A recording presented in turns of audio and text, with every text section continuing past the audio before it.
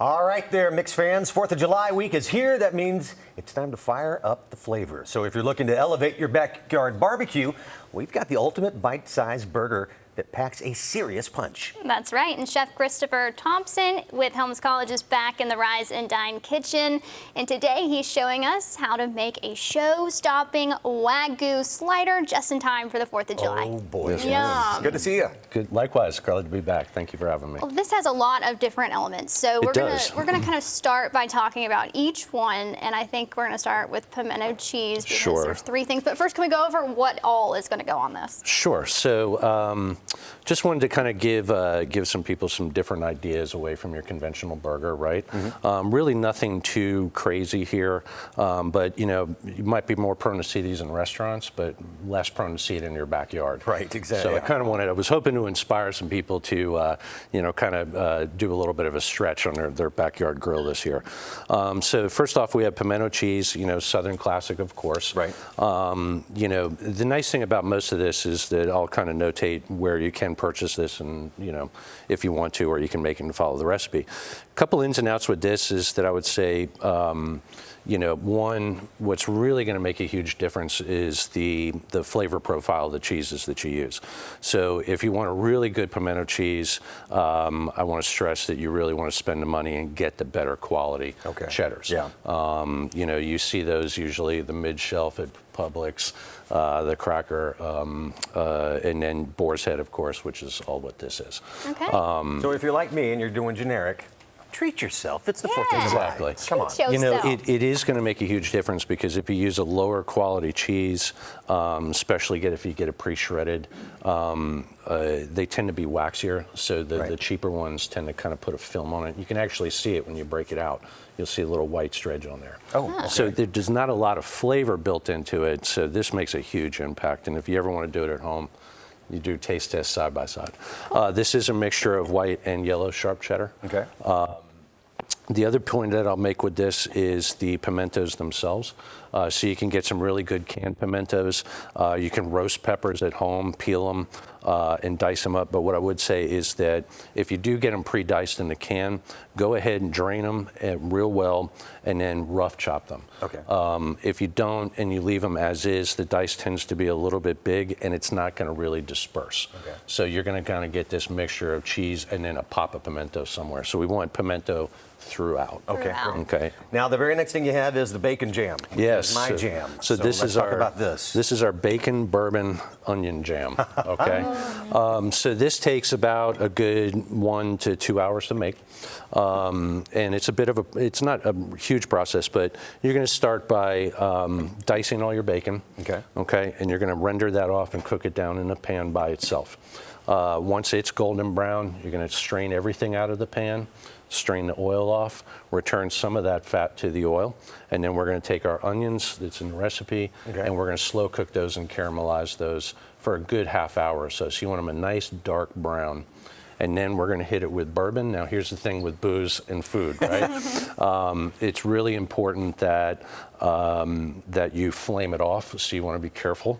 Okay, and not blow your face off. Yeah, let's not do that for the 4th of July. Yeah, that's for the fireworks. For those of you that have open burners at home, it's usually kind of a technique of just catching one edge of the pan and the booze will light on fire. If you don't, you have electric, then you want to use a stick lighter and make sure that you do it kind of away. So is the bourbon, is it really necessary? I've heard sometimes that it's not necessary unless you want to like show off to people and like show a big fire, but are you saying the flavor really does matter in this? So what we want, the reason that you put something like bourbon in it is you want the notes of the bourbon in there. You don't want the alcohol.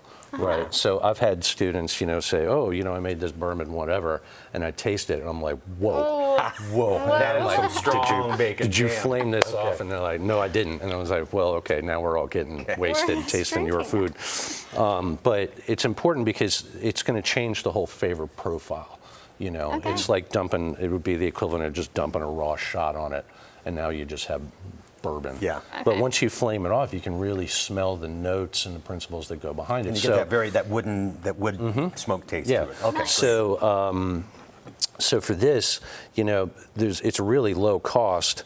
Once you add your bourbon, you're going to add your brown sugar and apple cider vinegar. So I would say if you're going to make an investment in this and you want this to be really good, use a better bourbon. Okay. Don't go low. Don't go low. Don't go bottom shelf. No, don't go Okay.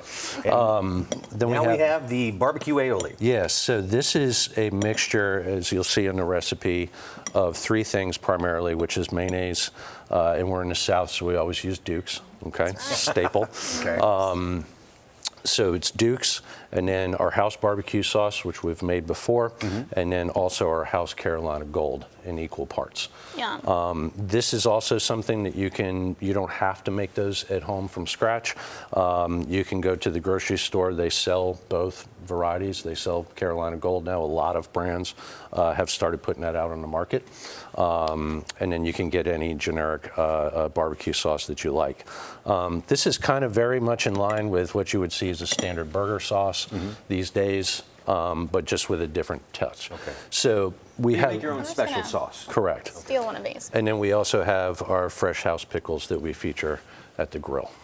We Yeah. got about a minute left. Sure. But, So let's talk about the beef itself, Wagyu. The Wagyu. Now Wagyu. this is a premium, and again, it's 4th of July. You want to make a splurge for the best. Right. Sure. Show off at the party. Exactly. So And these are here's- just, who would have thought Wagyu sliders? yeah. You expect it bigger, but this is great because that just means there's more for everybody. So the nice thing budget. about this is you can buy Wagyu in the grocery store. It's not mandatory. It's just a different species of cattle, right? So Wa actually literally translates as Japanese, and Gu really translates as cow. Do we have these kinds of cows in the United States? We do. They started, there was an importer, I believe, in 1975 that brought over, he brought over 2 black Wagyu cattle and 2 red Wagyu cattle. Oh, okay. And from there they started breeding them out. It's a very, very well-defined muscle structure, and they... You extra for me, please. Thank you. All right. And what they're really, their calling card is the marbling within the meat itself, which is very Right. noticeable. So it almost looks white in nature, Yeah. I've seen it before. but it is super flavorful. It is also super expensive, so you do not necessarily need to go after Wagyu. You can do regular hamburger meat. But I My would mouth always is watering recommend that right you now. do a 80-20. Thank All right. you. This Here we looks go. Let's delicious. see how you did. That's my lunch today. Okay. When it's good, we dance. No words. This is my Oh favorite. my gosh. This is my favorite thing so far. Jeff, thank you so much. You're welcome. Right. Helms College, helms.edu is where you go to get all the information here. Rise and Dine. Thank you so much, buddy. Great welcome. to see you. Delicious. Happy 4th. And happy 4th.